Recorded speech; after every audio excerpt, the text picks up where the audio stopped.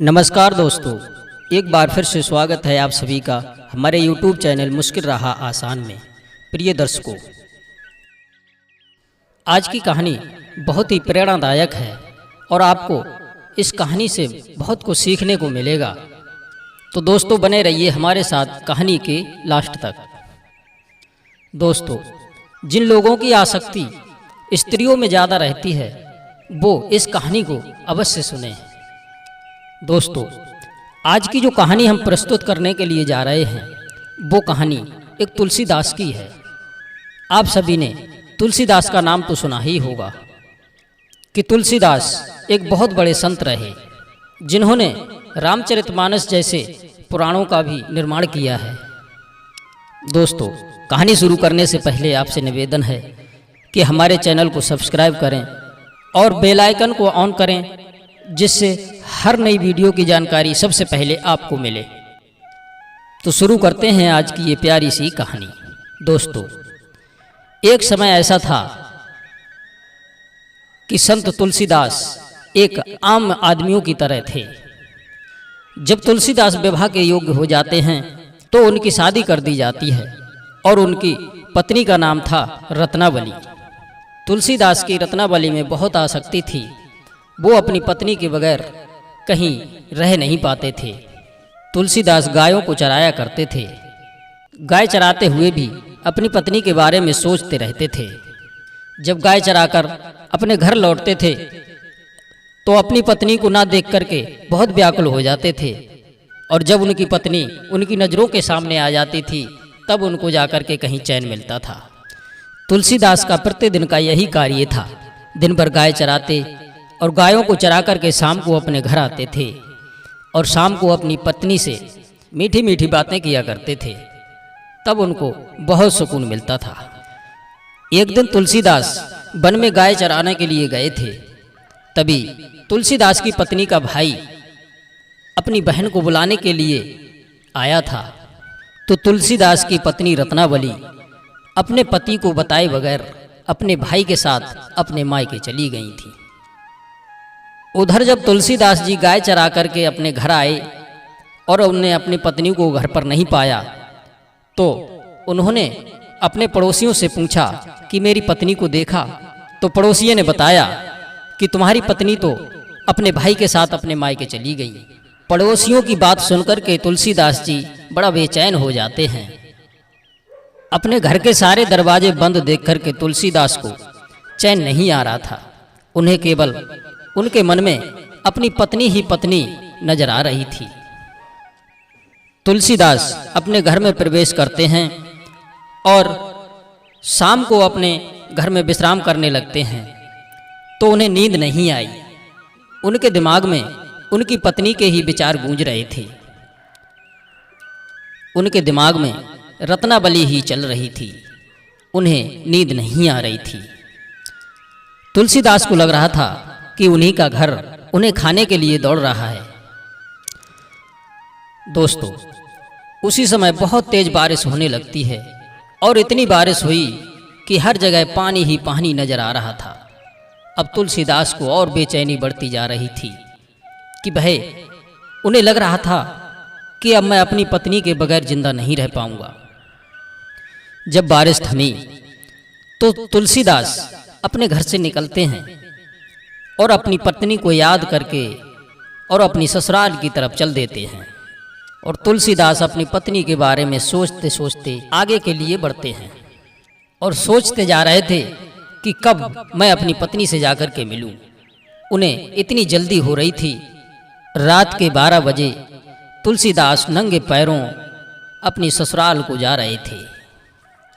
बारिश की वजह से सारे रास्ते गायब हो गए। तुलसीदास जी नंगे पैरों भाग रहे थे। कभी उनके पैरों में कांटे चुभ रहे थे, कभी पत्थरों से ठोकर लग रही थी तो कभी तुलसीदास जी ठोकर खा करके गिर जाते थे।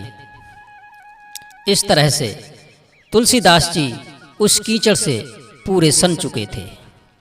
तुलसीदास चलते चलते एक नदी के पास में पहुंच जाते हैं। अब तुलसीदास सोचने लगे कि इस नदी को कैसे पार करूं, क्योंकि नदी बारिश से लबालब भरी हुई थी। उसमें इतना तेज बहाव हो रहा था कि मानो किसी को भी अपने साथ बहा ले जाएगी। तुलसीदास विचार कर रहे थे कि अब मैं अपनी पत्नी के पास कैसे पहुंचूं। इस नदी का इतना तेज बहाव है, लेकिन फिर भी मुझे अपनी पत्नी के पास तो पहुंचना ही है। तुलसीदास को खड़े खड़े काफी देर हो जाती है। तभी दोस्तों एक मुर्दा बहता हुआ उस नदी में आता है। तुलसीदास ने देखा कि अरे मेरी पत्नी कितनी समझदार है, मेरी पत्नी को पता होगा कि मेरे पति आते होंगे, इसलिए उसने मेरे लिए नाव भेज दी है। लेकिन तुलसीदास प्यार में अंधे उस मुर्दे को ही नाव समझ बैठे और उस मुर्दे पर ही सवार हो जाते हैं। अब तुलसीदास उस मुर्दे के सहारे उस नदी को पार कर लेते हैं।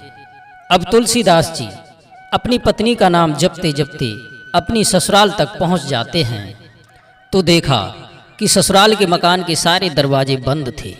रात का समय था, लेकिन तुलसीदास को उस घर में जाने के लिए कोई भी मार्ग नजर नहीं आ रहा था। अब तुलसीदास मकान के चारों तरफ घूमने लगे। मकान के पीछे से एक छोटा सा छिद्र था, उसमें से उनने देखा तो उनकी पत्नी के कमरे में दीपक जल रहा था।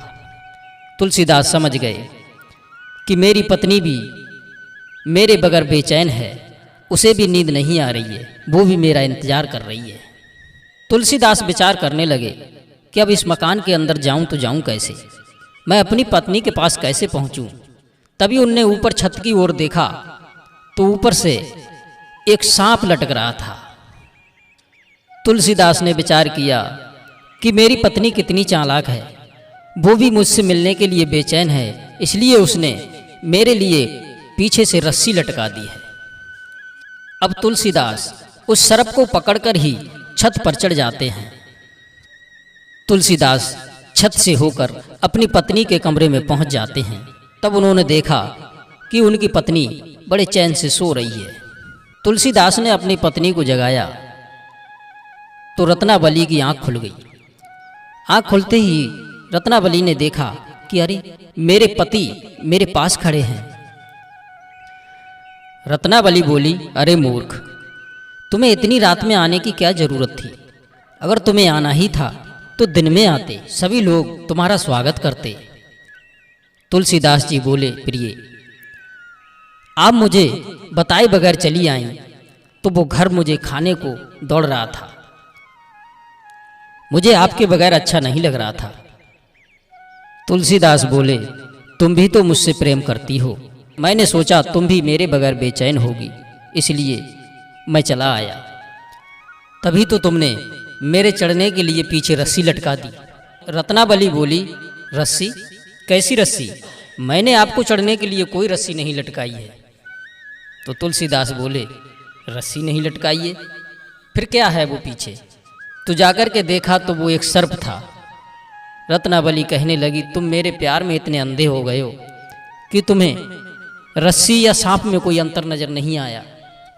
रत्नावली कहने लगी, हे स्वामी, तुम जितना प्यार मुझसे करते हो, इतना अगर ईश्वर से करते तो तुम्हारा कल्याण हो जाता। जितना लगाव मुझ में है, अगर इतना लगाव उस परमात्मा से रखते तो तुम्हारी मुक्ति हो जाती। तुलसीदास बोले, हे प्रिय, भूख देखे ना झूठा भात, प्यासा देखे ना नदी घाट, नींद देखे ना टूटी खाट। हे प्रिय, मुझे तुम्हारे बगैर कुछ दिखाई नहीं दे रहा था। मैं तुम्हारे प्यार में इतना पागल हूं कि मैं तुम्हारे बगैर जिंदा नहीं रह सकता। तो रत्नावली अपने पति को समझाती है, अरे मूर्ख, जितना प्रेम तुम मुझसे करते हो, अगर इतना प्रेम उस ईश्वर से करो तो तुम्हारा जीवन सार्थक हो जाएगा और तुम्हारे साथ मेरा भी हो जाएगा। स्वामी, जितना प्यार तुम मुझसे करते हो, मुझ में ऐसा क्या है?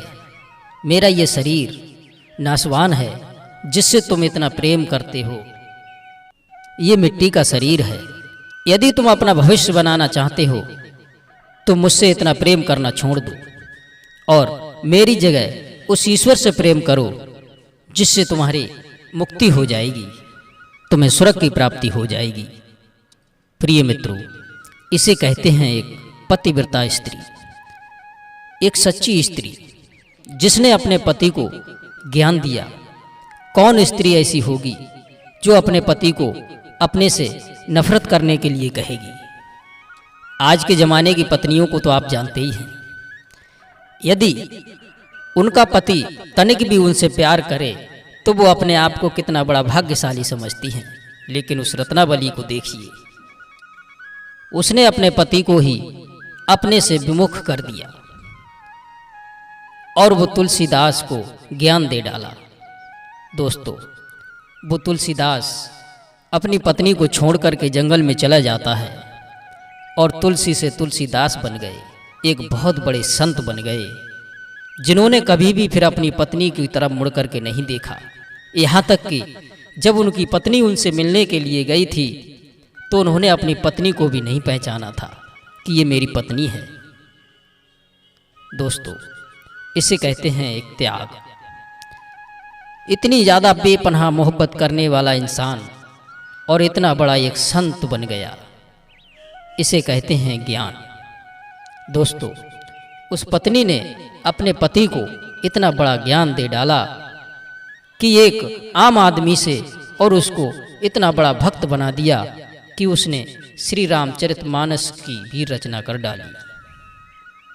दोस्तों, पत्नी हो तो ऐसी जो अपने पति के बारे में हमेशा अच्छा सोचे। मित्रों, ये कहानी यहीं पर समाप्त होती है। यदि कहानी पसंद आई हो तो लाइक और शेयर अवश्य करें। आप सभी दर्शकों का बहुत बहुत धन्यवाद। जय श्री